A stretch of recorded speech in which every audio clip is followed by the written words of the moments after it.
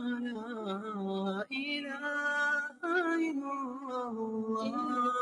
At times when I'm in pain, at times when I can't cope, when calling out your name, my heart is filled with hope.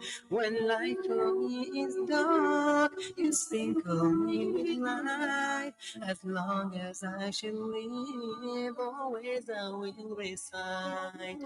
La ilaha, la ilaha, la ilaha illallah.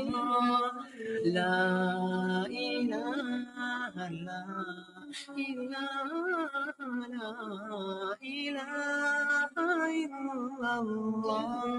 Sallallahu ala Sayyidina.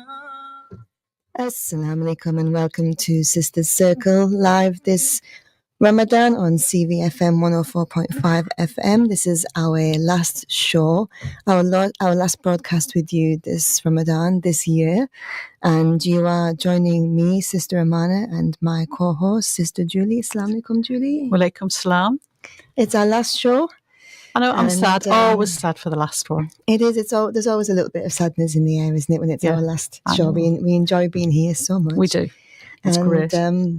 We've had a lovely topic this month of the power of dua, and we have covered, particular duas that we felt were quite important for everyone to know or be reminded of, and we discussed the meanings of. And then last week we had a special guest. We had Dr. Nikita Islam talking about everything sort of to do with women's health, which was fascinating.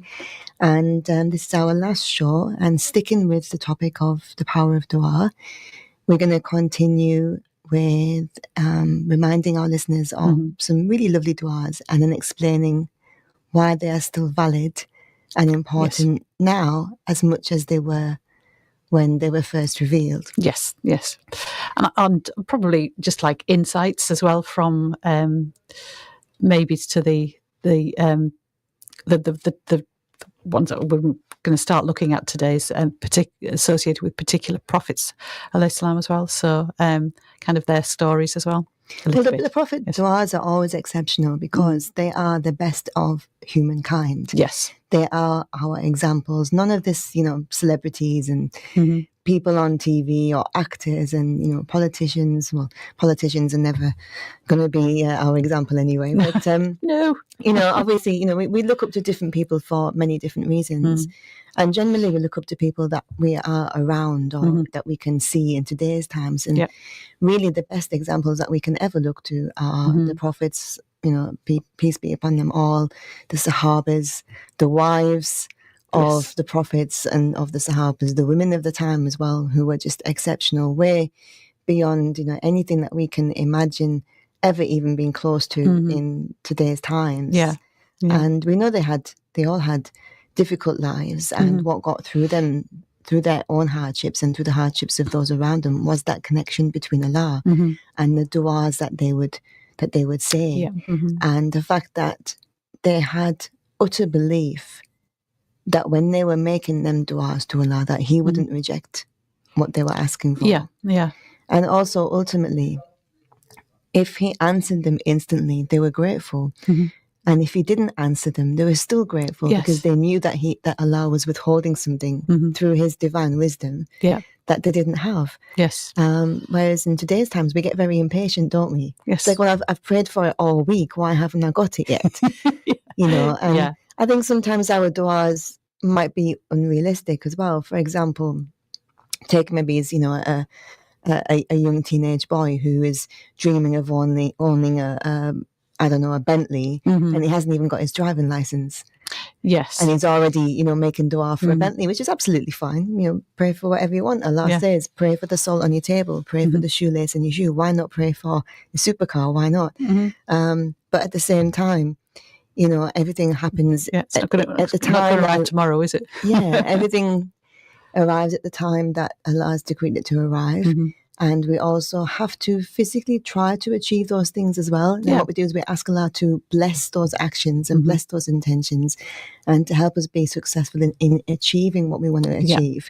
We can't just literally sit at home on the sofa all day and, make dua and say, oh Allah, grant me a castle and a sports car and 4 wives and, 20 children, and bring all that to me while you're just sat at home, not even attempting to find or attain or work for those things. Yeah. Oh yeah, because it's, dua doesn't mean that it's kind of it's you have to put your effort in as well, don't you? It's you're tying your camel, isn't it? You've got to make that effort in that direction for that thing to happen. Otherwise, it's expecting Allah to miraculously provide everything that's not the way the world works, is it? There's what you do tend to find also is that in working towards a thing that you think you want, other things come up, and you can actually end up completely where you didn't expect, but that's where you were going in the long run. That's what Allah had decreed for you, and was probably better for you anyway. I'll just remind you that last week I was at the Teesside University as part of a panel discussion because I'm an optometrist, and there was 9 optometrists who on this panel that had when you'd finished your degree, we were all just graduates, and how very different everybody's journey had been, and what they'd ended up being and doing, and all of us that had graduated, we didn't have a plan when we graduated. It was just we were optometrists then, and we just thought we were all going to be just optometrists, and just and the disparity and the range of the things that people had moved into, and these opportunities that had appeared before them, and they'd taken those opportunities. So one of my colleagues had ended up being, she's now the clinical director of it's basically the people who advise all the optometrists in the UK as to what kind of clinical pathways and stuff like that. So she's heading that up, and somebody who and as he keeps saying, he was just ended up being, he was just an optometry graduate from Hartlepool, and he'd ended up being at one point he was basically running Boots Opticians, and then he ended up being part of the people that like the governing body for our basically our registering body for optometry, and there was somebody who ended up being an ophthalmologist and has worked all over the world, and somebody who has she's now she's an influencer, a blogger, and she's gone all over the world. She's she does fashion blogging for frames and things like that, but just general kind of this is her kind of optician's life. She's ended up all over. So yeah, and people who've ended up as university lecturers, and they would never have imagined that that's where they would end up. So yeah, it's very interesting discussion, but all from you don't know where your life's going to take you, and obviously if we make dua, then our life is directed by Allah subhanahu wa ta'ala. He will give us the best. So so your life, these opportunities would present themselves, but they would be the best opportunities. So yeah, it's very interesting. We also, it's not just about the making of the dua, it's you want Allah's hand in everything that you do as well. Yeah, that's right. Yeah. So you don't just want to kind of do something off your own back, off your own way. You really want Allah to be involved as well. Mm-hmm. Yeah, so that opportunity, you want to have made dua for that opportunity to be the best opportunity for you. Yeah, I get it, absolutely. So which duas are we going to be looking at today? You said that you wanted to focus on some of the duas. Yes. So particularly done by some of the prophets. So which prophet should we talk about first? The first one I was looking at was well, there's a lot of dua attributed to Prophet Ibrahim. But the particular one I was looking at was the one that he made when he left Hajar and their son in the desert, basically, in the middle of absolutely nowhere. And it's just that I think you get the impression from reading the Quran that all the prophets had a particular relationship, their particular personal relationship with Allah subhanahu wa ta'ala, and they were all different. But the relationship that Ibrahim had with Allah subhanahu wa ta'ala was like so much different. It was like it was much more of a I don't know what you call it, a friendly relationship, but it was a much more personal relationship, I think, than a lot of the other prophets, alayhi salam. So the dua that he made was, get my piece of paper. In English, it was, "Our Lord, I have settled some of my offspring in a barren valley by your sacred house that they could perform the prayer. O Lord, make the hearts of the people yearn towards them and provide them with fruits from which they would give thanks." And this is, he's saying making dua for the impossible. But this is making dua for the impossible. It literally is, because he's left them in the middle of nowhere. There is no food, no water, no shelter, no people, nothing. And he's basically saying, I'm leaving them here with nothing. Can you give them everything they need? Yeah. Out of nothing. And we do know that, obviously, Allah only has to say be, and it can be. You know, he can create. He created Adam essentially out of nothing, Isa out of nothing. Yeah. Allah be pleased with them both. He has, he's done so many countless times where he has produced something out of nothing. That's what Allah can do. We are all here out of nothing, essentially. But it's not the fact that Allah cannot do that for Prophet Ibrahim alayhi salam. It's the fact that Prophet Ibrahim alayhi salam trusted his wife and his very, very young infant child to Allah completely. Yes, there was no questions asked. Completely, and then said, right, do this, And if you think about that in today's times, when you have, like, especially maybe it's first-time mums as well, because you're always more protective over your firstborn. And, if maybe you have like 5 or 6 children later, maybe it's not as, well, 5 or 6 children later, the older one's bringing up the younger ones. Exactly, you don't mind so much. But, obviously, like, take, for example, the process of a first-time mum. Who is perhaps leaving her child for the first time, even with her own mother or her mother-in-law or at nursery or something like that. The pull, the tug on the heart of leaving the child, even though they know that a child's in safe hands, they've got warmth, shelter, protection, someone who's going to look after them. Absolutely every amenity and necessity is taken care of, but still the mother will worry. And in today's times, where we have technology and we have mobile phones, where we can literally send a text every 5 seconds asking, are they okay? Are they okay? What they're doing now? Send me a photograph. Have they done this? Have they done that? We're talking about Prophet Ibrahim alayhi salam leaving his wife and his infant child with nothing, and not even being able to contact later on in the day, never mind later on in the week, to say, is everything okay? Are you still okay? Have you got everything? Has my dua been answered? Are you alive? Unable to do any of that, but had complete trust in Allah, that Allah would facilitate everything. Everything, and would not allow any harm to come. Because if Prophet Ibrahim alayhi salam was following a command of Allah, then Allah isn't going to ask you to do something that will cause you harm. He's only ever going to ask you to do something that is of benefit. Absolutely, yes. So it was, I think, I think shows that again, that relationship that between Ibrahim alayhi salam and Allah subhanahu wa ta'ala, that was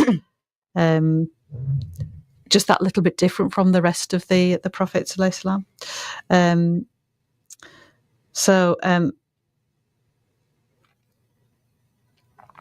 There is another dua, the one of Prophet Muhammad sallallahu alaihi wasallam, that he used to do for his grandchildren, which is, I commend you to the protection of Allah's perfect words against every devil, vermin, and every evil eye. So he used to do this for his children.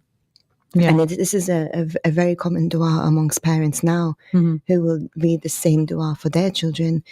And we can read this dua when we put our children to bed on the night and we leave them in their room.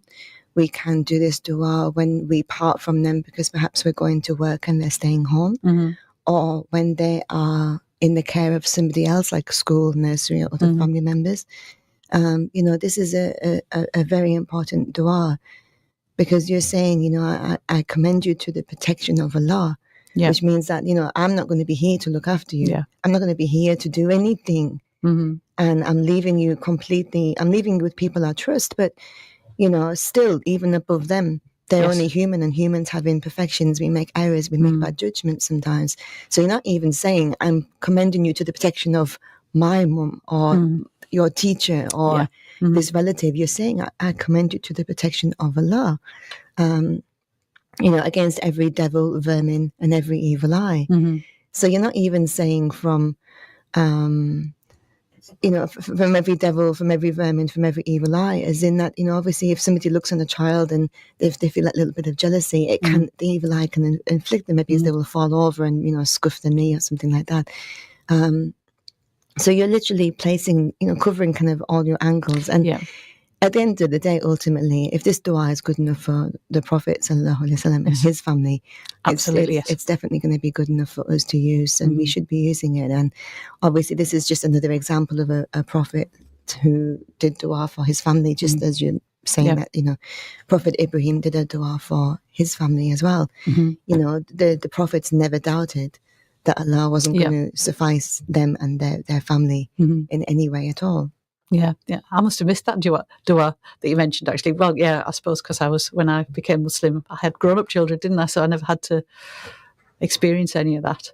So, but even, it doesn't have to be done on young children. Your children are your children. Yeah. Until you're no longer here to be their parent. They're always going to be your children. And, if they're traveling, then you worry about them. You worry, will they get there okay? Have they arrived okay? Yes. You worry if they're in a foreign country, especially when, different rules compared to here. Or if you're the one traveling and you're leaving them behind. So this dua isn't just for young children. This dua is just for children of all ages. You don't outgrow parenthood. No, this is absolutely true. Yes, I know. children, go from being babies to infants to teenagers to young adults to adults. But as a parent, you're always a parent. Yes, you are indeed. You don't stop becoming a parent because they can walk and talk, or they can drive, or they can get married themselves. You're still their parent. Yes, absolutely. I tend to find that the problems that kids have as they get older probably get less frequent, but bigger, more complex, bigger, man. So it's always mum to the rescue, still, isn't it? Yes, it is. So these duas are not just for young children. They're for the parents to say for their children of all ages, and they don't even have to be your children. It can be somebody else's children. It can be your nieces, your nephews. It can be, for example, when my children were going to school, I would do this dua for them. But then sometimes they would have a friend with them, or a family member with them, or a neighbor with them. So when I was reading the duas for my children, I would read the same dua on whatever child was with them as well. Yeah, yes. Why would you not? Why would you withhold that protection of other children? So it's not even just for parents, but it can be for grandparents to grandchildren, to nieces, to nephews, just to any child that needs a bit of a last support, really. Yeah, which is all of them. Absolutely. Yeah. Yes, because my grandson is currently in London with the school, apparently having a wonderful time. So, is that the Houses of Parliament trip? Is it? I think so. Yeah, I think they're at. I think they've been. Where have they been? I think they're going to Legoland, but they're in London. They're going to. I don't know where else they're doing it. Natural History Museum, probably. Okay, very Going nice. to see a show, you know. Very nice. So there you go. And you've Yes, I found you a new dua to read on your grandson to as read well. on my grandson. Absolutely, yes. absolutely. Yes, he'll be full of it when he gets home. So back to Prophet Ibrahim. Yes. Okay. Yeah. And yes, I suppose we the change from the change that came about following that dua is absolutely miraculous, because his wife and child were left in an utterly barren place, and from then on we had the water arrived, didn't it, from the Zamzam well, and then the Bedouin arrived, didn't they? And the actions of Hajar meant that they kind of respected her, and she kind of, so because they could have just pushed her out of the way and just claimed the water, and that would have been the end of it, wouldn't it? But her actions and the way she acted meant that actually they kind of deferred to her. And of course, once you've got a source of water, then you've got a settlement, then you've got a very permanent settlement, and that's kind of how Mecca came about. And then, of course, with the water, then comes the fruits that Ibrahim Islam prayed for as well. So that change was, completely. You couldn't have even guessed that's what would happen, but that dua kind of led to that amazing outcome. And from that dua, we now have the biggest pilgrimage site in the world. Yeah.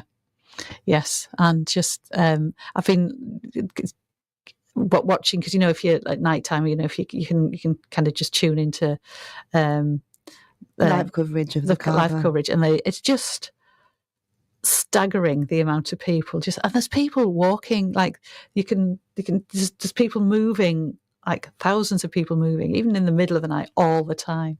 It's just unbelievable. Yeah. And that's the ones that you can see from the aerial view. There's actually several floors, and not all of the Masjid Haram are roofless. There's lots of sections that have got cover, so you would never even be able to see the people that were in that section as well. So from a completely barren land to the most populated pilgrimage site in the world, if that doesn't show you that Prophet Ibrahim's alayhi salam dua was answered. Yeah. And the thing is, Prophet Ibrahim alayhi salam isn't even seeing the full results of that dua either. He asked for something at the time when he left his wife and son there, but he's not seeing what that area has become now as a result of his dua either. And obviously, obviously he built the Kaaba with his son. There's obviously the story of the Zamzam well, and only Allah's divine wisdom would have known that was the beginning of what we see, of what we see today. But at the time when Prophet Ibrahim alayhi salam prayed for it, there was nothing to foresee there, was there? He wouldn't have been able to imagine what we see today, because obviously, the times and the eras and the capabilities that we are able to do that were not able to be done then are so very different. If you look back at the older pictures of Mecca, they don't resemble the Mecca that we know today. No, in fact, the Kaaba is probably the biggest structure. Then. Well, I think that, to be fair, a lot of people disagree with buildings like the clock tower even being there, saying that it overshadows the Kaaba, and that really, if anyone that's been to Saudi Arabia, to Mecca, and they can see the very, very high-rise, posh kind of, swanky hotels, and with all their things shiny and gleaming and clean and immaculate, especially the ones that are directly around the Haram. But the convenience is amazing, because out of your hotel door and you're straight into the mosque. However, you're losing kind of a level of the authenticness that the prophets would have experienced themselves. So when other prophets went and did Umrah or Hajj, and the people that go today, we're walking in the areas they walked, but we're not walking on the ground that they walked on, because we are walking on air-conditioned, cooled marble floor with fans above our heads. And this wasn't the way it was done originally. So there's a little bit of sadness in the fact that you're not literally having that same experience. That we'd complain if we had the same experience, though, wouldn't we? Well, I think we would complain. We especially if, as British people, we complain about everything, don't we? It's too hot, it's too cold, it's too wet, it's too dry. We're impossible to please. But but obviously we are still within that area. We're within the vicinity. We're doing our best to recreate the actions that the prophets performed. However, the high-rise buildings and the things that have been implemented into that Saudi area now, different trains, and they're doing like a 1 mile shopping strip and stuff like that, and it's becoming more like a holiday destination, rather than a spiritual destination for some. Or some people are performing their Hajj or their Umrah, and then they're staying on afterwards to kind of just tour the area and maybe taking some other sites. But ultimately, these high-rise buildings do overshadow the Kaaba, and it's hard to not see them because they're just so huge.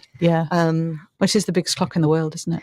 It is, and I mean, don't get me wrong, it's it's the biggest clock in the world. But when you're actually in the Haram, you don't see it. You've got other things you to don't see it because you're so focused on your dua and your ibadah and your actions and what you're doing and where you're going next and trying to keep your family or your group together. You actually don't see it. It's the biggest clock in the world. And I know from Alhamdulillah, when I performed my Umrah, we didn't take our mobiles or our watches or anything, so we had no idea. We knew what time we leave the hotel, and we knew what time we got back to the hotel. But that gap, and it was a 6-hour gap in the middle, we had no idea what time it was, and none of us never thought to look up to like the biggest clock tower in the world and just check on the time. We never thought to do it because we didn't care. We didn't care. We weren't thinking about what time. We weren't in any rush. We didn't have to get back. There was no time frame. We were able just to do what we needed to do. So at the same time, although they are there, you can obviously, if you're so focused, you can manage to ignore them as well. And there are benefits to them, of course. There is that comfort, that luxury, that convenience of being right next door. We can't take that away from it. However, it's not the same experience, but it is still the answers of Prophet Ibrahim alayhi salam's dua. It is. That all these things would come to that area. And they have. And Saudi are still implementing more, still planning more, still extending the mosque continuously, because as big as they make it, more people come. It's and like it's a never-ending. And more people come. Absolutely. And let's think that they're never going to run out of people that are going to come, are they really? Because they're the ones that kind of restrict the numbers, aren't they? So, and there's always far more people want to go than can go. There's always a level of people who have gone there without the paperwork as well, people who have walked from nearby countries and actually technically shouldn't be there because they don't have the legal paperwork. I mean, that's not really the correct term because everyone has a right to go for Hajj. But obviously they can't keep an eye on numbers and stuff like that if people haven't got the relative paperwork. So they may have so many numbers officially, but there will be extra people. Yes, always, who haven't done the paperwork. I don't want to say they're not allowed there because it's Allah's house. Everyone is allowed to go. But they won't be counted on the numbers, and there'll be still a massive excess of people like that as well. But ultimately, it shows an example of when we make dua, that sometimes Allah answers it immediately, and sometimes He makes us wait a little while just to check that we can be patient and that we're going to keep asking. We appreciate it more, and some things happen and we don't get to experience it, we don't get to see it. So obviously Prophet Ibrahim alayhi salam isn't getting to experience Mecca as we know it, but still that was from his dua. And it's still, obviously, as you said, they're still developing it more, aren't they? So in another 50 years time it'll be completely different again and bigger again and more amazing again. May we all be blessed with the opportunity to visit there for Umrah, and may we all be blessed with the opportunity to visit there for Hajj. Ameen. Because it's getting so expensive as well, and it's the rules and the restrictions, the numbers, the cost. It's not something that everybody will manage, and obviously the health and fitness that you need to go as well. But it is one of the pillars of Islam, and we have to strive to try and do it. So that's in these last final few days of Ramadan, we should be praying for these things, and because we love to, want for each other what we want for ourselves, we should pray for other people to get this opportunity. Yes, as well, absolutely. inshallah. Yes, and those that offer the opportunity for people who don't have the means themselves to go as well. I think that's an amazing undertaking as well. Sometimes we hear that somebody is going to go for Hajj or somebody is going to go for Umrah, and sometimes our first response, rather than saying, oh, mashallah, alhamdulillah, that's amazing, Allah, bless it for them, sometimes our response can be something like, how can they afford to go? Well, they're not a good person. Why are they even going? That person doesn't pray, or that person doesn't cover, or that person doesn't do X, Y, and Z, or that person's always acting like they have no money. So how suddenly have they got? The thing is, in this situation, if Allah facilitates for a person to go, they're going, and you asking how that's possible. Yeah, that's because they're only going through the grace of Allah subhanahu wa ta'ala anyway. Absolutely. Yeah. So ultimately, what you're calling into question there, yeah. So ultimately, your response should be Alhamdulillah. Absolutely. Allah bless it for them. And if you don't think that person is religious enough, then ultimately that's kind of, as my children would say, that's a you problem. Yeah. Because, they do say that. They do, don't they? Because it's not for you to decide if somebody is religious enough, because how they appear externally is not how they are internally when they're on their own, perhaps in tahajjud or something like that, having their connection with Allah, and you don't see that. So just because you don't see them in the mosque or you don't see them at a particular thing, we shouldn't make these types of judgments on people. If Allah calls somebody, alhamdulillah. And if you haven't been and you're wondering why He hasn't called you, then maybe you need to call Allah a bit more, Yes. and ask Him, and Allah, I'm really happy so-and-so's going, but I'd really like to go too, please. Can you facilitate it for me as well? So it's ultimately, if Allah wills for something to happen, then there's nothing any of us can do to stop that. And if Allah doesn't want us to do something, there's nothing any of us can do to make it happen. True. So even if we think, I have the money, I have the means, I have the health, I have the age, I have the knowledge, and I want to go for Hajj. But if Allah doesn't want you to go, it's not happening. Yep. You can't make it happen. And you might have nothing. You might have, you might not have the finances. You might not have the knowledge. You might not even know how to arrange a trip for yourself like that. You might not even be thinking of going. And Allah just says, right, you're coming to my house this year, next month. See you soon. And that's it. And you won't be able to. You won't be able to stop it. You can say, I don't want to go. You can say, no, I'm not ready. You can say, I haven't got the clothes. I don't know the du'as. I haven't got someone to look after the children. You can say whatever you want to say. But if Allah's called you, you're going. That's it. Yep. So we should be pleased for each other when we hear that news and not judge whether that person is worthy or not, because Allah has decided that person is worthy ultimately. And there are lots of people who go to, for Hajj or Umrah, and some people come back and they're very, very changed. That's another thing, isn't it? They on the outside, they might appear that they're not the person who would ordinarily go for Hajj or Umrah, but they'll come back the person. So it's that change, isn't it? It's that process of change, sort of being there. Yeah. So many things to be grateful for. Alhamdulillah. Yep. Very definitely. Right. Okay. So anything else we needed to chat about? Right. Okay. How about one of Musa's du'as? Okay. So how about the dua that people make before they're doing any public speaking at all? I love this dua. I love this dua as well. I do absolutely love it. And because there's lots of stories around Musa about maybe he had a speech issue. He might not have had a speech issue. There's lots of stories around that. Who knows? Allahu Alam.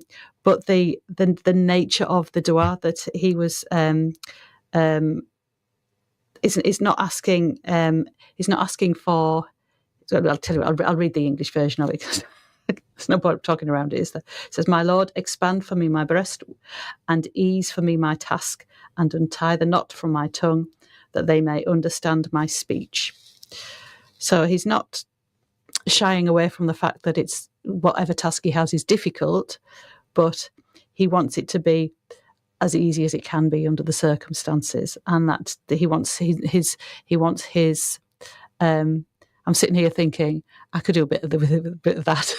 He wants his point to be clear, and he wants there to be no misunderstandings in what he has to say. And of course, this was before he went to speak to Pharaoh. And there was a bit on the line there, wasn't there? There was a lot at stake. His life, yes, and the life of all the Israelites as well. So yes, it's and it's just lovely that people, anyone who does any public speaking would recite that before they kind of started. Really, I think it's that dedication to whatever you're going to say, dedicating it to Allah subhanahu wa ta'ala. I think it's just a lovely dua. If you think about it in kind of the bigger picture, some people, we're all good at very, very different tasks. We all have different strengths and weaknesses. And then even then we can still be good or bad at something. So somebody who is generally good at public speaking. Mm-hmm. So for example, we're here now on the radio and we're doing some public speaking, but we're doing it in a fasted state while we're sleep deprived, and that's not really the best. Well, that's our best. That's not the best time to be speaking publicly when your brain's a little bit frazzled. But towards the end of Ramadan, where everyone's really sort of feeling it a lot more than at the beginning, having food or drink does keep your brain sharp. Having adequate sleep keeps your brain sharp, and trying to, not just here on the radio, but anyone that deals with any type of public speaking, a teacher or, a manager at work, so many different examples where you need to be able to speak. And even somebody who's normally good at speaking can still be in situations where they struggle due to health or, things beyond their control. But other people are just not good at public speaking. There are people who can easily manage on one-to-one, small settings, can be fantastic as, say, like a tutor, a private one-to-one tutor. But then ask them to do like a university lecture where they might have 100 university students in the hall with them and deliver exactly the same thing. And they might not be able to because of the volume of people. It is surprising how that feels so different, isn't it? Because you're delivering effectively, essentially knowledge. Exactly the same knowledge, but it's the kind of the situation you're in.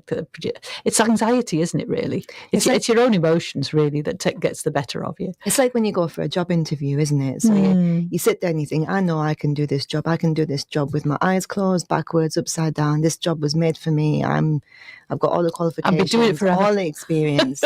This job is completely me. And then in the interview scenario, and you get asked a question and your brain goes blank, and like in the dua, your tongue gets tired and you just can't get your words out, and you think, what on earth was that? Because I can talk to this job, but that in that situation the person can manage the job around a lot of people in a busy environment, but in a one-to-one interview situation struggles. So this is examples of different strengths and weaknesses. And this dua of Musa alayhi salam, oh Allah, loosen the knot in my tongue so that they may understand me, can be used for so many different scenarios in today's times. Obviously, Prophet Musa alayhi salam, he used that at the time of his conversation with Pharaoh, where he was trying to obviously call people to Allah and prove his truthfulness. Well, it was a very stressful situation for him, though, wasn't it? Because he'd been commanded to go and speak to Pharaoh, and he was. I mean, it's not like you'd go to speak to, I don't know, King Charles. It's like that. This was Who was here recently? Apparently, he was here in Middlesbrough recently. He was here in Middlesbrough recently. Don't get me started. He didn't come and say hello to me, but that's his loss, I guess, isn't it? Yeah, but we're talking about a tyrant. We're talking about a despot, somebody who could just. Who are we talking about here? Now. I'm fasting. I should behave. Come on. Yeah. So, we're talking about like huge stakes, and it's like, he'd been brought up in the house of Pharaoh, but that relationship had long since gone bad, and that he was being asked to return. It's basically returning to the lion's den, and not only he wasn't going to say hello, he was going to say you are wrong, and to openly defy him in front of all his courtiers. It was if you can imagine the worst thing you would be asked to do, that's probably the worst thing you had been asked to do. So it was like a massive undertaking, and but he didn't say he just said, just give me ease, make it easy for me, but never said, are you sure? Can I not do something else? Yeah, it's quite a significant scenario and situation that Prophet Musa alayhi salam was in. Like you say, he didn't ask Allah to not send him. He just said, look, obviously you're sending me, but can you give me the skills and the ability that I need to go and do this job properly? And ultimately, that's what we need to take from du'as like this, that we're not asking Allah to not put us through this, but to actually just give us what we need to make sure that we come out okay. And in today's times, that particular dua, if we look at some scenarios in today's times that we could use that same dua. So say, for example, you are going for a job interview, you can do this dua, oh Allah, loosen the knot in my tongue so that they understand me, so that when they're asking me interview questions, I speak clearly, I give the right answers. Yes. I make myself look good. Yeah. You control your anxiety, really. If you are public speaking, for example, you're a lecturer or you're given some type of workshop or something, that you can do this dua in that scenario. If you have a speaking exam, some people, they learn other languages and they have to do a speaking exam, you can do that. But other scenarios where this dua can be used is in an argument. So sometimes, when you have two people or several people, but let's just say two people, it could be husband and wife, it could be siblings, it could be family members, friends, neighbors, whoever it is. But we have two people who disagree, and you believe that you're correct and the other person believes that they are correct. And at that point, you can do that dua, oh Allah, loosen the knot in my tongue so that they may understand me. And you're saying that, when I speak to this person who I have an argument with, help me to speak in a way that I make sense, that they understand me, that I can reason with them, and it's important because we're asking Allah to help us to keep our cool, to not respond angrily, aggressively, inappropriately, insulting. It's too easy that when we start losing our temper to lose our reason and start throwing insults rather than trying to kind of resolve the situation, we can actually aggravate it. So this dua is just amazing in how many different scenarios it can be used in today's times. Yes, there's an element, isn't it, of the dua that says, where Musa says, open my chest. And it's about, as you say, when you're having a conversation, when things are heated and your feelings and emotions take over, the sensible bit of your brain goes on holiday, doesn't it? And you can say things that you can't take back. You can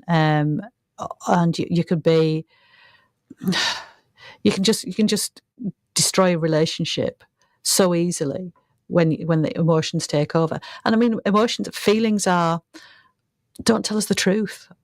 Feelings are pointers, aren't they? They tell us what's important to us, but they don't tell us the truth. We need to be able to sit back and go and examine those feelings and ask the question, well, is this true? Is this really true? And this is kind of this dua is so that we can calm those, the kind of the turmoil of the feelings and be be more focused in the truth of the conversation that you're actually having. And hopefully that also calms down the other person as well, because if there's two or more people having a conversation and feelings start to get into it, then everybody gets heated, don't they? And then things get out of hand and things are said that can't be unsaid. Well, when you say, expand for me my chest, you're asking Allah, give me empathy. Yeah.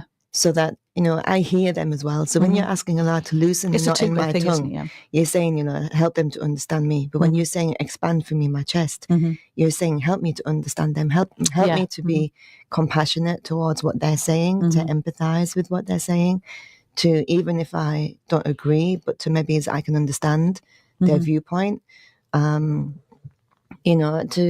have the compassion within the conversation that you are having. So it's such a, like you say, it's a two-way dua that you're asking to understand the situation you're in, but to also for them to understand what you're talking about. Yeah. And obviously Prophet Musa alayhi salam used it in such a big scenario. But if we have a job interview, that's still a big scenario for us, because we might need that job in order to be able to feed our family, or to keep our home, to pay our bills.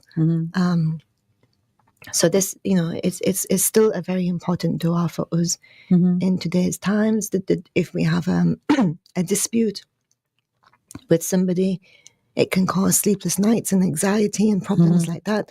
So if we can resolve it through talking, and the best talks are the ones with the least words. Yes. That's a little bit like the Quran, isn't it? That with the Quran you have the least amount of words giving you the information that you need, and it's sometimes there's a lot of people say a lot of words and nothing is said. I think I was watching an interview. It's a politician.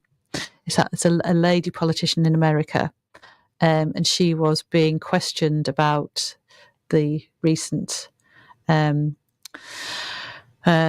inadvertent addition of a journalist to a thread that was basically, it should have been, it was classified. They were talking about some military action, and this journalist was inadvertently added to this thread, and this woman was this politician should have been being held to account for what had happened, and she was just talking about anything and everything except accepting any responsibility or any explanation as to what had gone on. And she must have spoken for 5 minutes and said absolutely nothing. It was amazing. So politicians are very good at that kind of thing, aren't they? They say their own talking points and don't answer the question. But in contrast, the Quran says what it needs to say with the least amount of words. Very succinct and clear. The more words we use, the more we actually open ourselves to being digested even further, so to speak, because people will pick on the tiny words that you use, and then you'll try and explain that, and then they pick on more words, and then you try and explain that, and then they pick on more words. And then this is how sometimes arguments can get out of hand, because then 2 hours later, you're 50 topics away from where you started. Yeah, you're arguing about something that wasn't even the subject. And you're like, this wasn't even, people make jokes, don't they, about spouses, about how when you argue with your wife, she's going to bring up something from 20 years ago that you can't even remember what happened 20 minutes ago, but your wife will remember 20 years ago that you did something that upset her. But ultimately, this can happen. So when we're asking Allah to facilitate our disputes and our conversations in as few words as possible, in the correct way of speaking, without insulting, without arguing, without falling out, without, being able to be amicable about it.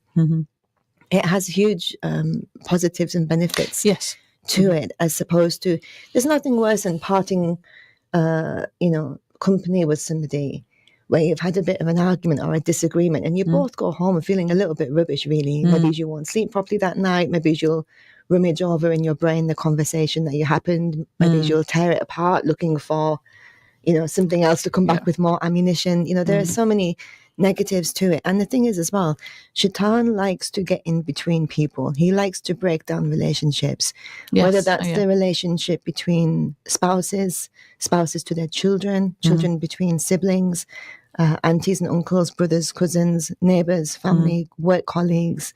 Shaitan just loves to, because the stronger our bonds as family, ummah, neighbors, friends, and so on, the stronger our bonds, it's like when we stand for prayer and we stand in a line and everyone says, fill the gaps, fill the gaps, fill the gaps. Don't leave, these big gaps in our lines, because they say, Shaitan will come through, like metaphorically, right? But it's the same with our relationships. If we allow gaps to foster within our relationships, Shaitan can come through. So imagine that you haven't seen somebody for 6 months. And then suddenly you think of them and you think, oh, I haven't seen so-and-so for 6 months. I know, I'll just drop them a message and say hi. And then Shaitan comes along because he doesn't want you to message that person. He knows that person is a good Muslim. He knows you are a good Muslim. And together you'll remind each other about good things in Islam. So he doesn't want you to communicate. So he's going to come to you and he's going to say, well, you haven't spoke to them for 6 months. Maybe they'll be upset. Maybe you shouldn't. Well, they haven't contacted you, so why should you make the first move? And he whispers these things into our ear. And then you think, actually, that person hasn't come to me either. So, well, okay, I'll leave it. And Shaitan's won at that point. Yeah. And you had such a good impulse, and yet it kind of Shaitan twists it around. Yeah. And that's why these du'as for being able to speak well with people, to keep disputes at bay, and to be able to, when we speak to others, today's modern times, everybody gets offended by everything. And I remember when I was growing up that we used to have so many scenarios and situations that in today's times would be offended. People would be offended. For example, I don't know if you remember, I'm sure you do, I think it was one of the jam brands, and they used to have these gollywog pins, which were these little sort of lapel pins. Yeah. And they were of black gollywogs, and each gollywog had a different look to it. And people collected them. People were crazy for them. Yeah. And that was fine, but it's not fine anymore. But it's not fine now. No. It's not fine. It was okay in the 80s. And in today's times, you're not even allowed to say that's a female or that's a male, because somebody may be upset because they may not identify as a male or female. They may identify as something else. So you can't even, people are sending emails, work emails. And what's crazy? The NHS, for example, there are NHS websites. There are other company websites where they have taken off he and her from certain health scenarios and replaced it with them. Yep, they have. So it says things like, if let me try and think of an example. Let's talk about, say, pregnancy. That's an obvious one, right? Only females can have babies, right? But instead of saying when the lady comes into the ward, she will be escorted to her bed, right? Yeah. It will say when a person who identifies as being pregnant comes into the ward, they will be escorted to a room they can stay. What do you mean, they? How many pregnant people are walking in? There's only one person. And then on top of that, only if a biological female can have a biological birth. But the websites are changing it. Yet 30, 40, 50 years ago, we were calling people by the races they were without being offended. We were having, there was comedians that would take jokes about it, and everyone would laugh. I know there was some racist, there's always going to be people who don't like other sets of people. Yes. Always, even go back in time at the times of, there's always been people who want to take over other people or who want people to follow their rules. There's always people who want to make other people feel less than. Yeah, this isn't a new concept. No, absolutely not. But ultimately, we were we're less offended. Yeah. By such simple things. Sometimes I think being offended is a bit of a hobby for some people. For some people, yeah. And it's just... What shall I be offended by today? And social media helps not a jot. But, no, it doesn't. Because it's very difficult to understand through, emotions and tone through writing of a text or something on the screen. Yeah. Well, yeah, and people who respond, if you get into it with somebody on social media, you are never, ever, ever going to convince them of your point of view in the same way that they are never going to convince you of their point of view. It's just a shouting match. It's just a case of trumpeting opinions. Yeah, because that's not the way things work on social media, and it's just a hiding to nothing. Just leave it. Just walk away. This is the benefit of such du'as. Yes. Such as this du'a of Prophet Musa alayhi salam. Because, some people say, for example, on social media, as you said, these arguments and debates can go on for a very long time, and sometimes they result in more people joining the conversation. And and they get the whatabouteries, and what about this, what about that? And you're like, oh my goodness me. So, but this is when we remember du'as like the ones of Prophet Musa, oh Allah, expand for me my chest and loosen the knot in my tongue so that they understand me. You're asking Allah. I don't want to get into a debate, because this is again another trick from Shaitan.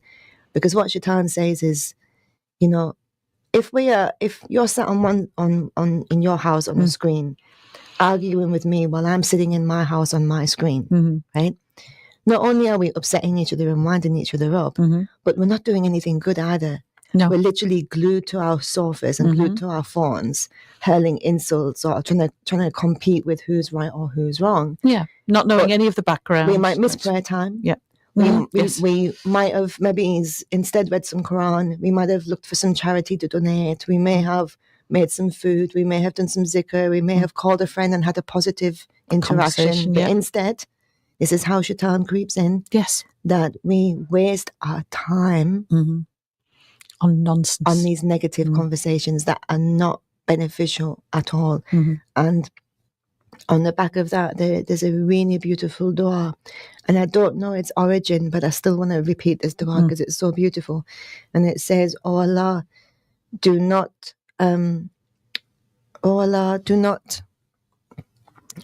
let me," hang on, let me bring it up. I do have it. I don't want to say it and it's not like fully correct in case I lose some of the meaning for it. And it's such a lovely dua that I don't want to just give partly, but it says, this is it, I found it. "Oh Allah, protect my heart from being attached to something that will not benefit me in the hereafter." Oh, yes. So if we're going head to head in a keyboard warrior argument, our heart has become attached to that argument. Our heart has become attached to proving I am right, you are wrong, or prove that person wrong. This is the truth, and that's falsehood, or so on. How can you believe that? Earth's definitely flat. Yeah.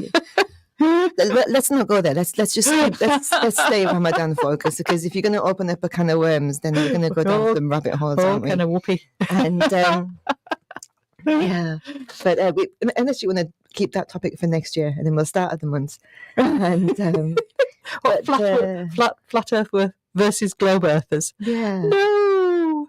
There's a lot of conspiracies that exist within Islam, and I'll cover ever so slightly. Otherwise, we will take up the next few days. But I'll cover ever so slightly. But in Islam, so there are Muslims who lean towards the flat Earth theory in Islam.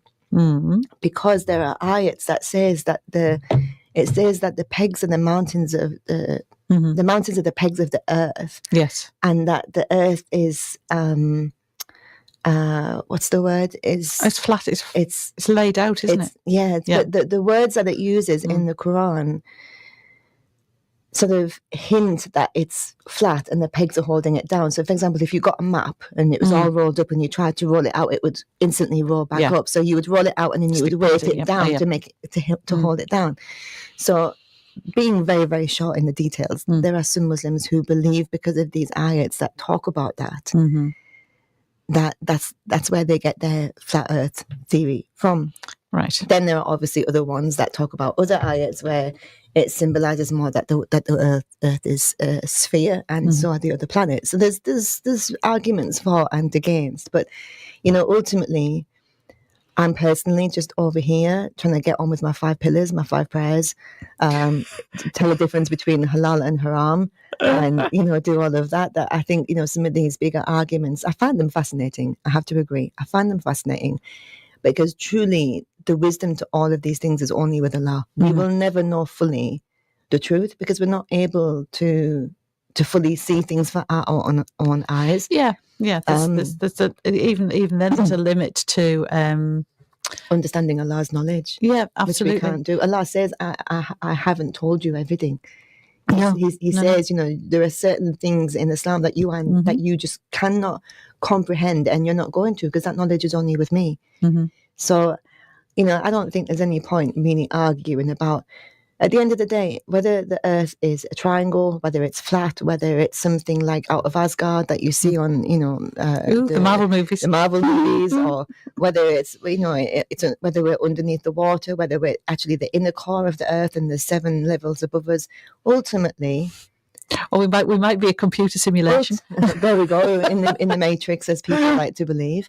So ultimately, at the end of the day, we as individuals do not have the knowledge to debate that type of thing. What we do know for certain is that Allah has commanded us to fast, to pray, to give charity, to believe in one God, to perform the pilgrimages, and these are the things that we should do.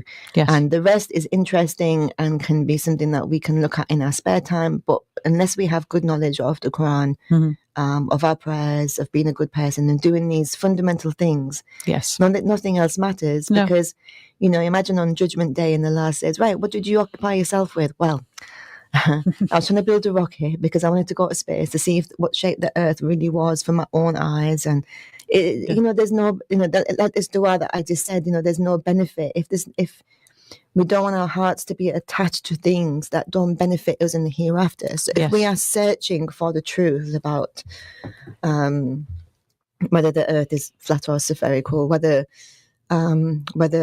aliens exist or not, whether there's all of these things, if we are chasing this information, it's interesting. But if we are chasing this information too much, then Shaitan is occupying us with things that are not going to benefit our hereafter. Yes. It's I suppose it's a little bit like interrogating your feelings as to, is this true?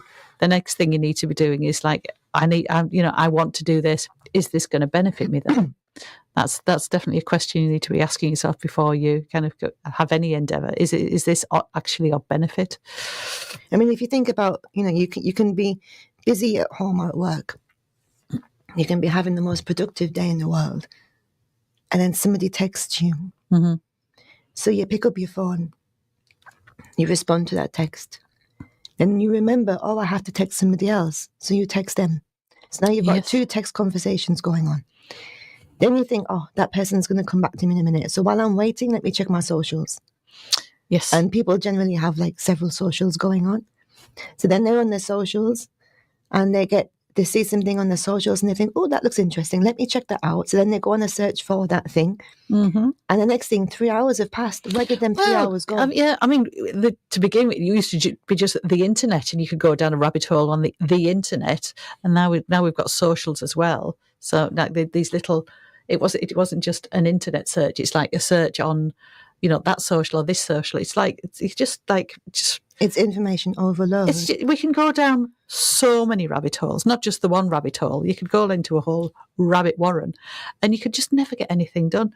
You might think you were gathering knowledge, but in actual fact, what you're doing is gathering information that does you absolutely no good at all. Which is why knowledge. That's why I love this dua so much. Please, oh Allah, protect my heart from being attached to anything that will not benefit me in the hereafter. I think it's honestly one of my favorite du'as, because we become attached to so many things. We chase so many things that might be materialistic or short-lived, or people or status, this type of thing. We chase these things, but if they're not going to help us get into Jannah, or they're not going to elevate us in Jannah, or they're not going to help us remove some sins that may help us, get into Jannah quickly.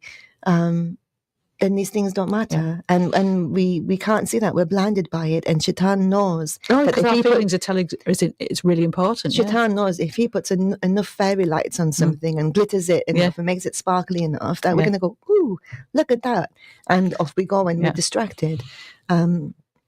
So definitely the dua of Prophet Musa alayhi salam, in being able to communicate effectively, quickly, simply, without causing any issue, and then moving on to the next thing is huge. And we should absolutely use that in so many scenarios. Like I say, not just in public speaking, but it may be in dealing with disagreements with people, so that we can not cause more offense. And then obviously the dua that I just read there, to make sure that we don't chase the wrong things is so important. But what we'll do is we will take a short break while I hopefully try and get my voice back. I do apologise. I seem to be having some voice issues. It's inning and outing, isn't it? Today. I'm doing my best, but, alhamdulillah. But please do stay tuned. We will be here with you until 4 o'clock. So we've got a little bit longer with myself and Sister Julie. And we're going to be here for our last show until 4 o'clock, so please stay tuned. Let's take a break.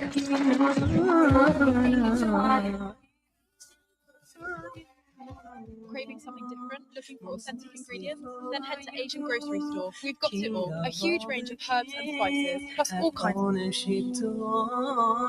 of each and everything. Indeed, I am your slave, created from the dust, a traveler in this. And now.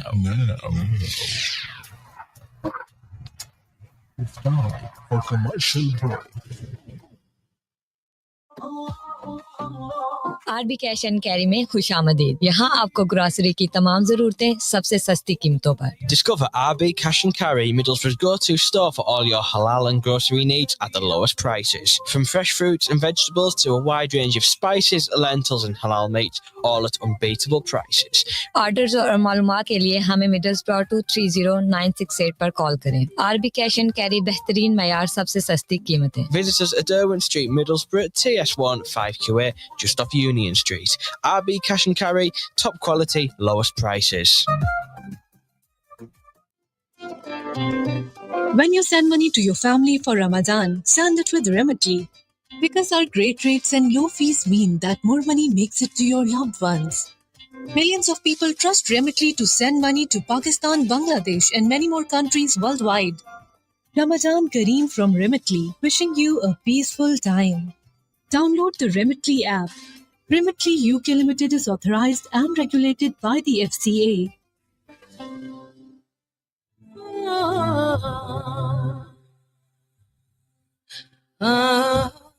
This Ramadan, let's remember the less fortunate among us. Join Families Relief, where your generosity will make a world of difference to the lives of orphan children, widowed mothers, and displaced people in Gaza, Syria, Yemen, and other parts of the world where people are suffering. Donate generously to Families Relief by calling 0114 365 4454. That's 0114 365 4454. Or visit familiesrelief.org.uk.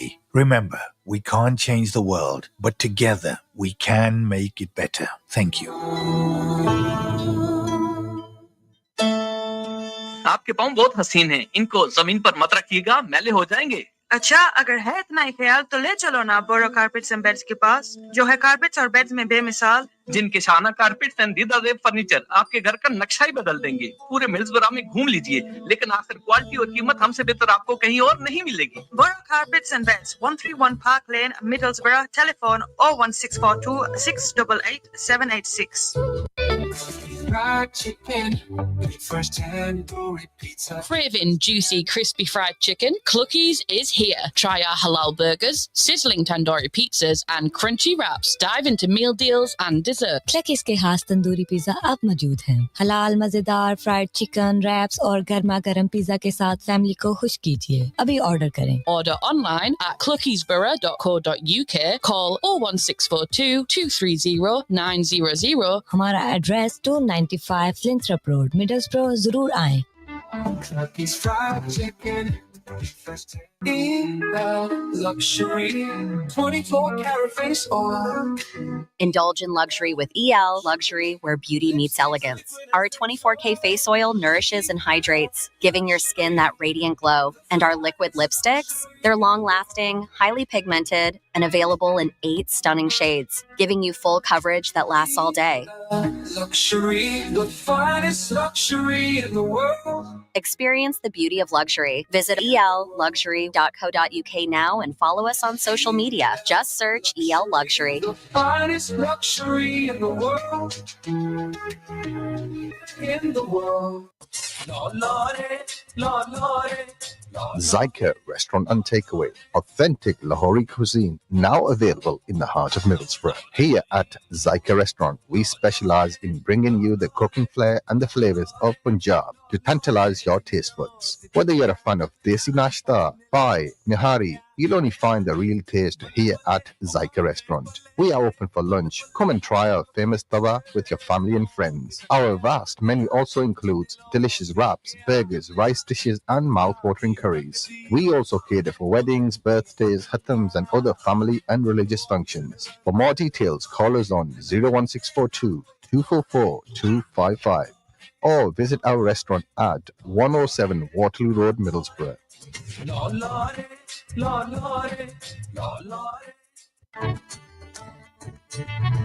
Al Makkah cash and carry Middlesbrough का काबिले एतमाद नाम Al Makkah cash and carry, जहां जो चाहिए वो पाइए। फल सब्जियों से लेकर आटे दाल तक, गोश्त से लेकर घरेलू रूट की हर शय तक, हर चीज ही सस्ते दामों। आइए और हमारे दोस्ताना स्टाफ की खिदमत पाइए। तो फिर कीजिए खरीदारी। Al Makkah cash and carry wholesale and retail, Linthorpe road, Middlesbrough, TS1 4AP 01642 965 487। अगर करनी है खरीदारी तो फिर आइए Makkah cash and carry. Your local station for Middlesbrough, CVFM.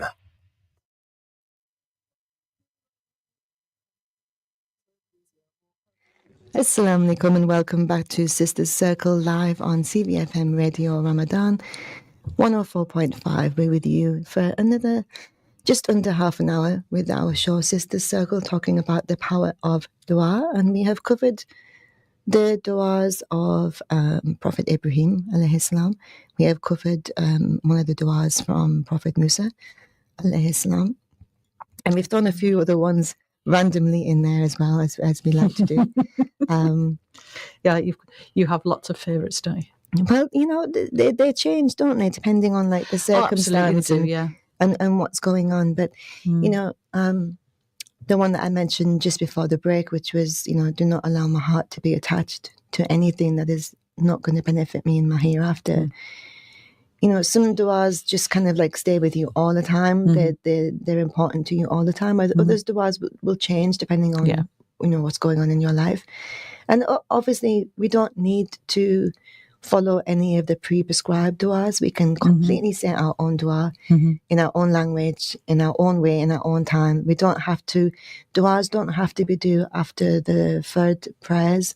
They can be done when you're walking, driving in the car. You could be out somewhere, shopping, pushing a trolley around the supermarkets. Yeah, it can be absolutely at any point. And you know, that's just your connection with Allah. Just like, you know, when we carry our mobile phones around and at any point we can pick it up and text somebody or call somebody. It's the same with Allah. At any point we can just connect into Allah and say what it is that we want to say. You know, it can be, I mean, you mentioned supermarkets. We could literally be in a queue with the most annoying people around us and, oh Allah, help me to stay patient in this situation. You know, or you're trying to get somewhere quickly and all the lights are on red. Oh Allah, please help me get there quickly and safely. You know, or maybe your child's having a tantrum. You know, sometimes these young babies just cry, and you can't soothe them. Oh Allah, please help me to soothe my child, or help my child be soothed. You don't have to be in wudu, you know, as a female with a headscarf on. You don't even need to be, you know, if you're in your own home, you don't even need to be completely covered. You know, you might just have like a t-shirt and whatever on. You know, if you're in your own home, that's completely fine. To make a dua in any scenario, you don't have to be in a mosque on your prayer mat in your abaya and hijab. You can duas are for any time, any given situation. Yes. You know, and we can use our own words. We don't have to use just the ones that are pre-prescribed. You don't have to use just the ones that are in Arabic. We can use our own mother tongue. Yes. And whatever it is we want to ask for. But obviously, you know, sometimes it helps to learn the du'as of the Prophet ﷺ, or du'as that are recommended to us, because sometimes these can help us to understand the language that we should use when we do a du'a. We can't just be like, Allah, do you know what? I want this. Can I have it now, please? Yes. Because we have to, you know, we're speaking to Allah, so we have to remember to have our manners and to have etiquette. That there's a way of doing it, and what we're asking for has to be sincere. We can't just throw our hands up and, oh Allah, this person wants this, can you give it to them please? Because there's no sincerity. We have to really truly feel it. And Allah, you cannot blag Allah. Like literally not. You know, you cannot. You can be in the perfect scenario. You can, you know, when you look on socials and you see people and they sort of make these little prayer corners and they put all these lovely lights and plants and flowers and the best, prettiest mat, and the mat, the outfit, the scarf, everything matches and everything's all beautiful. But if they get into that, I mean, that's all, and I'm not criticizing that, by the way, but if they do all of that effort to make that area look amazing, and then they get onto that mat and they raise their hands in dua, and there's no sincerity in the dua, then the aesthetics are of absolutely no use. It's wasted energy, isn't it? Yeah, the importance of the dua. I mean, they may help you to create some specialness in Ramadan time, or to help your children to understand that this is an important task to do. But if there's no sincerity, then it's an absolute waste. But another dua that I really, really love, and again, I don't know the origin of this dua, because not all duas have origins, they've just appeared, but it's so beautiful. And it says, Ya Allah, do not burden me with overthinking when you are the one who manages all affairs. Now, as women, we overthink. We are the queens of overthinking. Yes. We're amazing at it. It's part of our nature. We're so good at it. And, you know, how one worry as a woman becomes 10 worries, and then them 10 worries become 100 worries. You know, for example, you mentioned that, you know, your grandson's on a school trip. So as women, what we'll do is we'll pack everything that child needs for that trip, and we'll put them on the bus. And then the bus sets off and you go, oh no, they forgot something. And then you'll think, oh, what will they do? How will they manage? Oh no, you know, what should I do? And that person won't manage. And then even if you speak to the child and the child says, don't worry, you know, Grandma, I'm okay. But you feel it. And then you think, no, what? Maybe I should do this to make it up to them. Maybe I should do that. Next time I need to. And your brain just goes off on a million tangents. And it might be that they forgot their toothpaste, and it's easily rectified because they can borrow somebody else's. But as parents and as grandparents, we will instantly just worry about, catastrophize. Yeah. You know, what happens if he gets tooth decay, and then in a week's time he has to get a tooth taken out, and then he won't be able to get married because no one will want to marry him if he hasn't got teeth. How will he chew his food? Oh my day, he's going to have to live on milkshakes for the rest of his life. All because you forgot to pack his toothpaste. It's true, isn't it? It's a true story. Yeah, you're pretty funny. It's a true story, isn't it? That's what we do as women. So, you know, but it's true. Come on. And so I don't think I don't have the catastrophizing gene quite that badly. But we are capable of it. I mean, we are very capable. Well, I'm more of a. I tend to not to. It might not be something more simple. It could be something a bit more serious, but we do overthink, and we think about the long-term consequences of things. We think, hang on, if this happens, then next week this might happen, and then next week we might have to look at this. We do sort of because we're planners and we are, yes. We try to take in how things affect everybody in the wider circle. So we will suddenly start thinking about how this affects others and the different scenarios, consequences. And, you know, so, but, you know, this dua which says, you know, oh Allah, do not burden me with overthinking, because you are the one who manages all affairs. So why am I even worried about it when I know it's in your hands anyway? Yes. You've done your best. Yeah. But, you know, it's like a, again, overthinking is a way of shaitan taking over us, because there are people who overthink to the extent where it can cause depression, it can cause mental health issues. Oh, just paralysis. They don't do anything. Yeah, that's where I was going to go. That it numbs them so much that they sit down and then can't function because the brain's gone off on all these different tangents of different things that haven't even happened, and not all of them tangents are even going to happen. You know, or even, but yeah, I know it's crazy, isn't it? Yeah, but it can be deliberating, and it can be, like I say, paralyzing to some people. Now, obviously, you know, as Muslims, we can just say, look, snap out of it. You know, trust in Allah. Why are you allowing this to happen? But for some people, that isn't enough. You know, some people can make that logical kind of reasoning and say, yes, thank you for that reminder. I understand it, and off they go. Other people, they will need more help to get out of them type of situations. If they could snap out of it, they would have snapped out of it. They would have snapped out of it. They would have snapped out of it. But, you know, but ultimately that particular dua is just so sort of soothing if we can understand it in its true essence. You take comfort from it, don't you? Yeah. That you start to worry, and then you're like, what am I worrying for? Yeah. You know, that like ultimately whatever happens is in Allah subhanahu wa ta'ala's hands anyway. So, you know, you do your best and then you leave it up to Allah, don't you? It is a comfort, and it's if you're prone to the worrying, then that's a very significant comfort, isn't it? I mean, if you link that dua back to the two duas that you mentioned of Prophet Ibrahim and Prophet Musa, Allah be pleased with them both, when Prophet Ibrahim left his wife and son in the desert, he didn't overthink. It didn't, no, at all. And when Prophet Musa had that task of going and talking to Pharaoh, he didn't overthink. They both did their dua, tied their camel, and off they went. Did the thing. And this is what this dua is linking in nicely to, which is the same thing. That, you know, don't burden me with the overthinking, because ultimately you're dealing with my affairs anyway. So why am I worried if this will happen or that will happen, or will I go here or will I go there, or what am I going to do in 6 months? What am I going to do in 12 months? Because ultimately, you're not going to let anything bad happen to me, because I'm worshipping you, I'm serving you, I'm doing my best, I believe in you, and whatever you facilitate from me is for my best, either in this life or in the hereafter. So therefore, why am I worrying? But again, this is how shaitan creeps into our lives, our minds, our thought processes. When Allah says, when shaitan says, but what if? And we know from Islam that Islam says not to use the word if, because if initiates shaitan. Shaitan likes the word if. What if? Yes. What if I hadn't have done this? What if I had have done that? What if this had been different? Yes. Shaitan loves the words if. And it also suggests a degree of control that we absolutely don't have. You know, and shaitan, I think shaitan likes to convince us that we have control, that and that we're responsible as well. So if something happens, that we've been responsible for it. And that in some ways,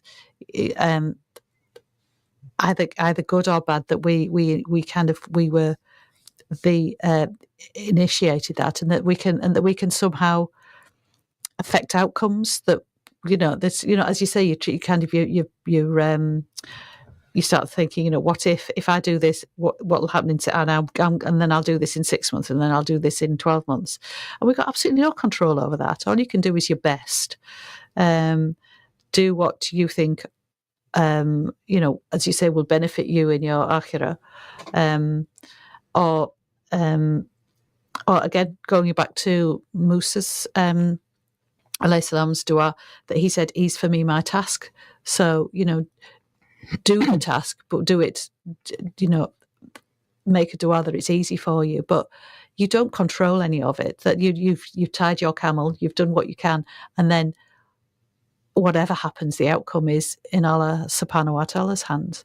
And I think that's part of the I don't know, the smoke and mirrors of shaitan, isn't it? That we think we're responsible and we've got control, and we haven't got either of those really. But again, shaitan likes to see us weak. He likes to see us doubtful. Yes. He likes to see us indecisive, unsure. These are the weaknesses that he will tap into. And we have to keep our reliance upon Allah very, very, very strong. And when we feel, sometimes when shaitan comes and whispers to us, he does it in such a way. Sometimes he does it himself. He'll whisper himself. Sometimes he'll send somebody else, a friend, or maybe he's a fake friend, or just a person to do the whispering for him. And in these situations, the best thing that we can do is say A'udhu billahi minash shaitani rajim. I seek refuge with Allah from shaitan accursed, is recognize that these are whisperings from shaitan. Recognize them. Recognize that this doubt is from shaitan, that this inclination to want to do something that is not beneficial is coming from shaitan, and to remember to do that dua at that point, to seek protection with Allah, because that makes shaitan go away. And even when we are in the midst of an argument, for example, instead of continuing with the argument, to recognize, hang on, where's this anger coming from? Who's supporting me? Who's cheerleading me in this anger? It's shaitan. He's got pom-poms behind me. Come on, you got this. You can do it. Keep going. And at that point, we have to literally, kind of stand back and go, wait, hang on, this isn't my normal character to behave like this. And over what? What am I arguing over? Because quite often arguments are not over anything in particular. Obviously, sometimes they are valid, but sometimes they are not. And, if this is a scenario where it's not really a valid argument, then at that point, recognize that shaitan is just pushing you into something. And you've allowed him to push you. But it's not too late to stop and say, I seek refuge with Allah from shaitan accursed. I'm out. And don't do that. And Ramadan's a perfect example, because when we're fasting and somebody tries to start an argument with us when we're fasting, we are meant to respond with, I am fasting. But even outside of Ramadan, that doesn't mean that I'm fasting today, but if you come back in 3 days, we can pick it up then. I'll have had my dinner and we can be off. That's obviously not how it works. Ramadan is a way of building back up that self-control and being able to remind ourselves of how we should deal with other people and how we should deal with ourselves. But we have to carry this strength outside of Ramadan also. So if somebody tries to fight with us and we realize that we have tried to reason, we have tried to explain our point, but sometimes you can tell that the argument's just going to, I say to my children sometimes, it's like watching people play ping pong and the ball's just being pinged and ponged backwards and forwards, and nobody's winning, nobody's losing. It's just going backwards and forwards. And at that point, there's no benefit. There's no resolve. Just getting more and more anger. And shaitan loves this so much, and we have to step back and we have to take control. And we have to just go, you know what? You're entitled to your opinion, I'm entitled to mine. There's the Surah Kafirun. Surah Kafirun. And it says, "O disbelievers, you do not worship what I worship. And I do not worship what you worship. And you will not be a worshipper of what I worship. And I will not be a worshipper of what you worship. To you be your religion, and to me be mine." And if you use that in an argument situation, you have your opinion. I have my opinion. I am not going to agree with your opinion. You are not going to agree with my opinion. So you to your opinion and me to mine. Yes. I'm not trying to, obviously, to take away from that surah in any way, shape or form. I'm just trying to explain how it can be used in everyday situations. That sometimes you just have to agree to disagree. Yes, yeah, absolutely. You know what? Shaitan's taking both of our times at the minute. Mm-hmm. So, okay, no problem. We disagree. Let's move on. So, You've got a you problem and I've got a me problem, and we're off. Yeah, that's it. You know, Yeah. Alhamdulillah, just let's move on. But we know as women that our biggest challenge is our tongue. Allah says that, you know, the test for men is their eyes, to lower their gaze. That women are the men's biggest test. Mm-hmm. As women, our biggest test is our tongue. Mm-hmm. Because our tongue is faster than our minds. Yes. And our tongues can be so harsh sometimes, you know. And we can't control them very well. And Shaitan knows that. Shaitan knows that that's our weakness. Mm. That's why Shaitan will come to men and say, look at that female over there. Mm-hmm. She's exposed. Look at her. Look. You know, why are you looking? Why don't you go and talk to her? Why are you talking to her? Why don't you offer her a lift? Why are you offering a lift? Why don't you go out somewhere? You know, Shaitan knows that women are men's weakness. Mm-hmm. But Shaitan knows that our tongues as females is our weakness. And he tells us, say this, say that. Mm-hmm. You know, like whispering in our ear to keep us, you know, distracted in these things. And to make us think differently, because we're emotional creatures as women. Yes. You know, and we can be very easily swayed, and you know, sometimes we have one opinion and the next day our opinions change, and that's our prerogative as women to do that. But we know we're easily swayed because the whole marketing industry and the world is aimed at women, isn't it?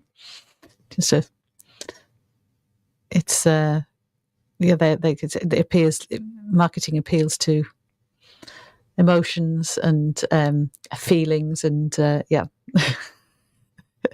always we're not. It's marketing. If it was going to appeal to men, would be all about logic and cars, and utility. But no, it's all about how it makes you feel, and that's unfortunately yours, isn't it? Well, speaking of feelings, sometimes as women, you know, we give and we receive a lot of compliments, and those compliments can make us feel very, very different things. So, you know, if we dress in a particular way and then we're not sure about how we've dressed, and somebody pays us a compliment and says, you know, I really like what you're wearing today, it's really good, then we instantly feel better. Yeah. Or ultimately the opposite can happen, that somebody says, what have you got on?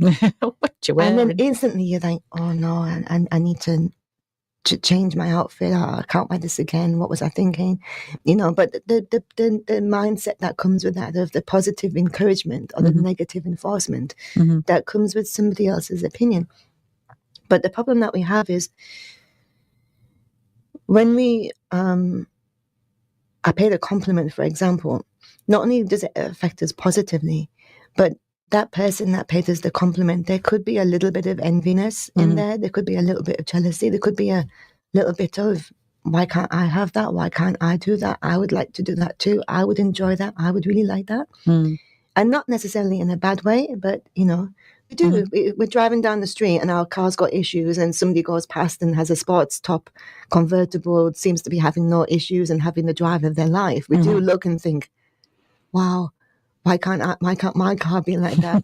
And then we drive past somebody on a push bike who looks at our cars and thinks, wow, I wish I didn't have to cycle. I'd love to be in that car. And then the bike goes past somebody who's walking, and the person who's walking is thinking, oh, if only I had a bike, I could get somewhere quicker. And then the person walking goes past somebody in a wheelchair, and the person in the wheelchair says, if only I had legs. Yes. You know, that kind of scenario never ends. So it doesn't have to be in a negative way. But Abu Bakr, Allah be pleased with him, he said that every time he was complimented or praised in any way, that he would say, oh Allah, make me better than what they think of me, and forgive me for what they don't know about me, and don't take me into account for what they do say about me. So this is like a way of sort of, when somebody gives you a compliment, they might say mashallah, or they might say Allahumma barik, or you yourself might say mashallah tabarakallah, or alhamdulillah.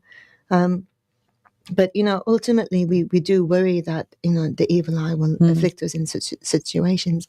So this dua that Abu Bakr, Allah be pleased with him, used to say was a way of sort of saying, oh Allah, make me better than what they think of me. Because maybe the person perceives you to be better than what you are. So Abu Bakr is saying that the person thinks highly of me for this thing. Make me better than that. Yeah. Give me more of that. Strive for more, yeah. Yeah, and then he says, and forgive me for what they don't know about me, because you might compliment somebody on something. So you might compliment somebody on a new car. Oh, this person's got a new car. Well done on getting your new car.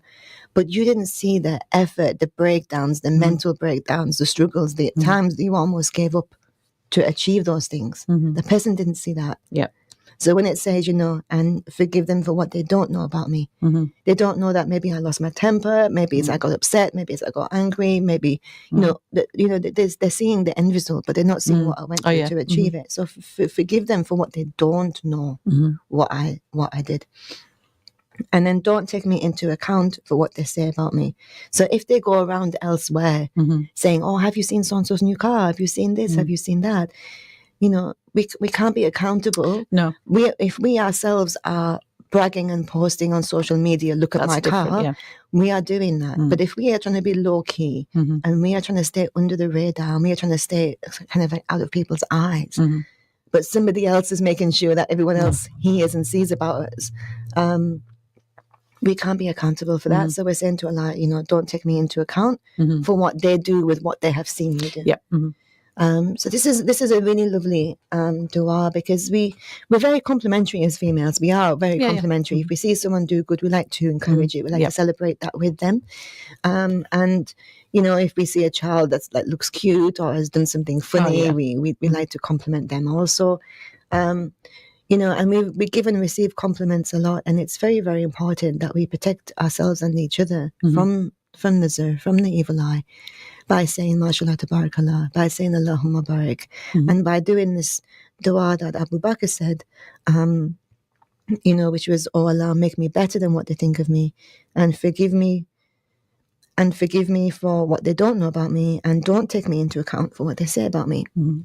So these are just examples of the power of that some of these very small duas have such big meaning, such big protection, such big blessings and mercy. And we're so blessed as Muslims to have that connection with Allah, to have the guidance of the best Muslims that came before us, that have left us with such amazing and beautiful duas. We are blessed with the opportunity that we can make up our own dua, whatever we want to say, however we want to say it. It is, it's great. And Islam is such a beautiful religion, and we have the most merciful Lord, and who has blessed us all with being here this Ramadan. And there are people who wanted to be here and they are not here. And if we are here, we should be thankful that we are here, that we got to witness another Ramadan. And Allah allow us all to witness many more Ramadans and benefit from them as well. Ameen. But it's just, we have to be grateful, because ultimately, obviously both you and myself, we are reverts to Islam. We found Islam later in life. We weren't born into Muslim families. We found our way. But whether you are born into a Muslim family and raised strictly in Islam, you can still leave. And people who are born into Muslim families but are not that practicing or that active can still decide to get more active.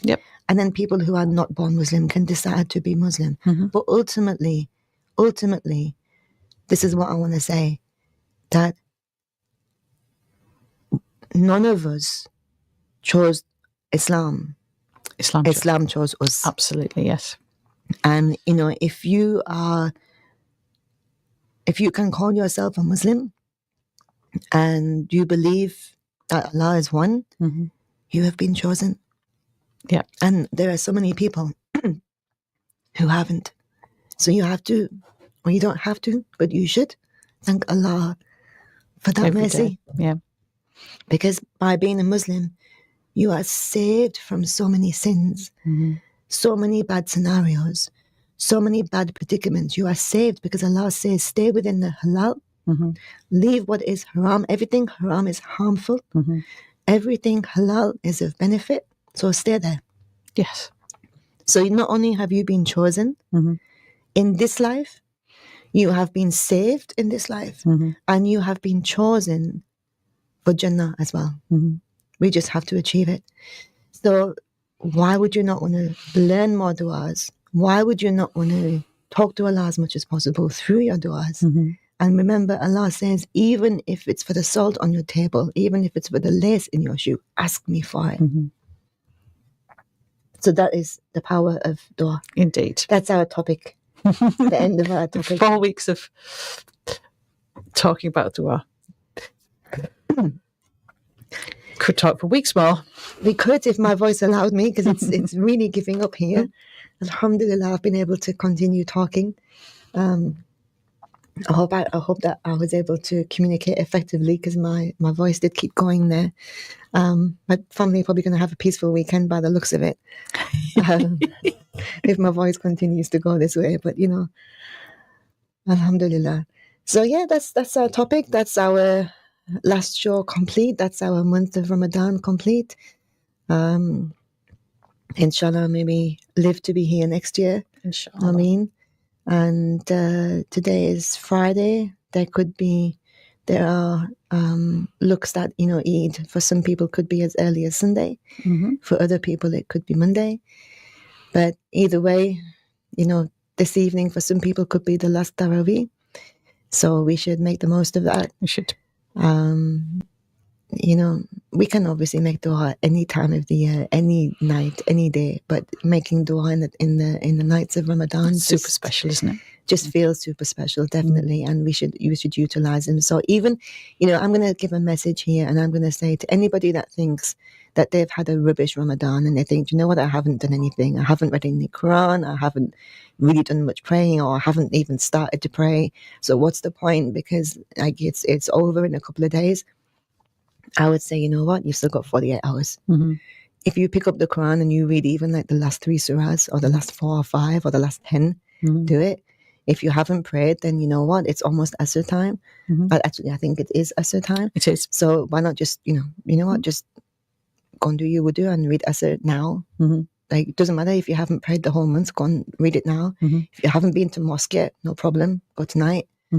If you haven't fasted yet, because it's just something that you can't manage to do very well, maybe just get one more fasting tomorrow.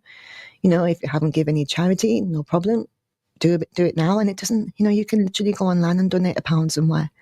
Don't kind of think, you know what, it's the end of the month and I haven't even started. You've still got 48 hours. Yeah, you can start. Yeah. Something, because even whatever deed you do in the next 48 hours is going to be multiplied so hugely that it's as if you did it for longer anyway. So just take advantage of that, and do it with intent, and just Allah, I'm sorry I didn't pray, or I didn't go to a mosque, or I didn't fast, or I didn't do any of these things, but accept even just this one prayer of me, or accept this one donation of me. Allah's not going to reject it from you. Inshallah, Allah's not going to reject it, because He likes to accept. Yes. And as long as you have the intention.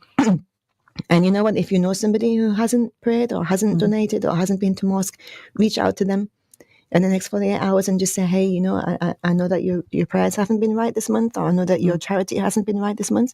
How about you come to the mosque with me tonight? I can show you how to read, or even if you just read Isha with me and bring a couple of pounds and we'll put it in the mosque bucket. And, just reach out to somebody who you think hasn't done it, and maybe do something together, inshallah. So we are not a ummah if our neighbours are not safe from us, and we are not a ummah if we just focus on ourselves and don't think that as we want for ourselves, we want for each other. This is true. So that's the end of our show. That's the end of our broadcast this year. Any mistakes, errors at any point over this month that we have said have been unintentional, Allah forgive us, and may you excuse us our weaknesses also. And anything that has been good and correct and beneficial is purely from Allah subhanahu wa ta'ala. Allah accept the next 48 hours and help you increase in whatever it is you need to do to get them Jannah points. because we all need Jannah points. Yeah. And have an amazing and wonderful and special and blessed Eid, inshallah. Any last words, Julie? No, I think you've covered all the last words. Alhamdulillah. Alhamdulillah. Okay, take care, everybody. Enjoy the last few days of Ramadan and have a blessed Eid. Assalamu alaikum wa rahmatullahi wa barakatuh. Alaikum salam.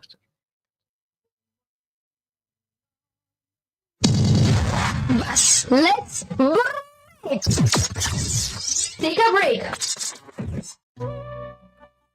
ओहो, फिर parking ticket अब इस दफा कहाँ से लगवा के ले आए हो? मैं शॉपिंग गया था ना। मैंने कितनी बार बोला है कि अली सुपर स्टोर जाया करो, वहाँ पर पार्किंग की टेंशन ही खत्म हो जाती है। But the other shop was just a little closer. Closer to getting your ticket. Ali's Superstore, the only Asian food store in Middlesbrough with free customer parking. We have a huge variety of products, including fresh halal meat, spices, lentils, rice, and all your favourite brands. Plus, amazing Ramadan deals you won't want to miss. Visit us at 436 Linthorpe Road, Middlesbrough. Call us on 01642134866. Transform your wedding into a masterpiece with Alia Creations. अपनी शादी को Alia creations के साथ एक अनमोल बंधन में बांधिए। 1998 से हम मेहंदी की रंगीन सजावट, निकाह के खूबसूरत ट्रेडिशनल पार्टीशन और मार्की की हसीन ताज़ीम करते हैं। घर की सजावट, लाइटिंग या शानदार स्टेजेस, हर लम्हे को यादगार बनाइए। Visit us at Unit F2, Waylands Way, Middlesbrough, TS4 2JY. Call 07966 241 329. Showroom visit by appointment only. Alia Creations, new vision and new designs. Follow us on social media. Search Alia Creations 1998 on TikTok, Facebook and Instagram.